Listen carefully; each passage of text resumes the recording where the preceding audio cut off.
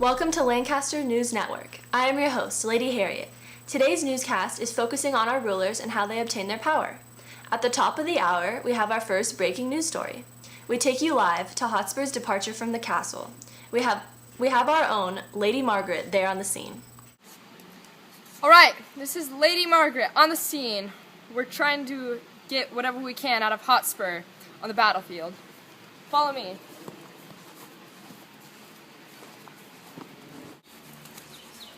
Hotspur! We were wondering, are you going to give up your prisoners to Henry? No! I would never give up my prisoners. I don't like him. I will not be nice to him until he is fair. Okay, we've done some research and we found out that you've helped him a lot and he's only repaid you with his broken promises. Is this true?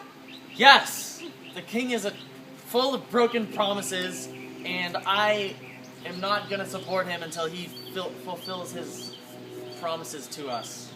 Thank you, Hotspur. This is Lady Margaret reporting to you live. Back to the newsroom. Lady Margaret also managed to interview King Henry at his castle, which is an extremely rare sighting. So let's take a look. Hello, and I'm Lady Margaret. We're here today with King Henry IV. We spotted him up in his castle. And King Henry, we have some questions for you. Some have claimed that you're a manipulative ruler, and we were wondering if you agree with that. Manipulative? I don't think so. I have helped the people prosper in this time in England, and I've just been a great ruler. I've kept us out of wars, and I plan to do that for the rest of my reign. Okay, but do you believe that it's better to be a manipulative ruler who gets things done, or a peacemaker who doesn't protect his people as well? Well, I am just the best of both, because I am a great peacemaker, but also I get things done. But I am not manipulative, because I help all the people with no ulterior motives. I am just the best. Can you tell us further about what happened between you and Richard II? Richard? That king was worthless. I helped England by knocking him out of power. I have no comment on that. Thank you, Henry, thank you. And back to home base. Lady Margaret also managed to interview Prince Hal while he was having a casual drink in the tavern. Let's see what he has to say about his life away from his powerful father. Hello, this is Lady Margaret here with Prince Hal, also known as Prince Henry, Henry IV's son. So Hal, please tell us, why are you hanging out in the tavern when you can be in the castle with the king? Sirrah, I am sworn brother to a leash of drawers and call them all by their Christian names. They take it already upon their salvation that though I be but Prince of Wales, and when I am King of England, I should command all the good lads of Eastcheap. That is very interesting that you say that. Do you think you'll ever end up going to the castle with the king? You know, the people of the court are very two-faced, while the lads here are very honest and very true, and that's why I enjoy their company and this atmosphere very much more so than to the court. But when my time comes, then I will take on the position of reigning this kingdom. But for now, I enjoy this lifestyle more than being in the company of those two-faced courthouse lads.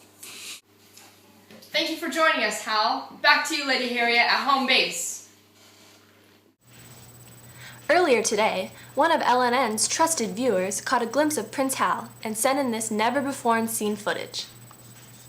Herein will I imitate the sun, who doth permit the base contagious clouds to smother up his beauty from the world, that when he please again to be himself, being wanted he may be more wondered, and by breaking through the foul and ugly mist of vapors that seem to strangle him.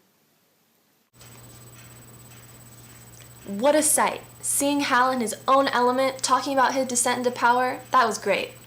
But now we're on to Hotspur and the scenes we were able to record while he was dying on the battlefield. Oh, Harry, thou hast robbed me of my youth. I better brook the loss of brittle life than those proud titles thou hast won of me.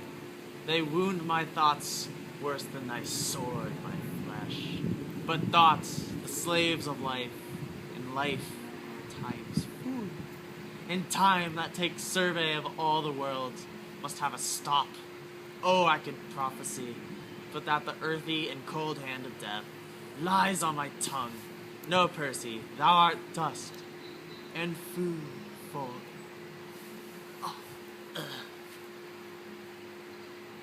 Percy, fare thee well, great heart. Ill-weaved ambition, how much art thou shrunk? When this body did not contain a spirit, a kingdom for it was too small a bound. But now, 2 pieces of the vilest earth is room enough. This earth that bears thee dead, bears not alive so sad a gentleman. If thou wert sensible of courtesy, I should not make so dear a show of zeal, but let my favors hide thy mangled face. And even in thy behalf I'll thank myself, for doing these fair rites of tenderness. Adieu, and take thy praise with thee to heaven.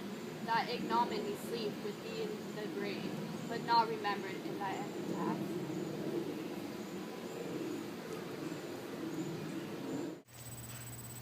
Thanks for watching Lancaster News Network, and join us again tomorrow for another exciting show.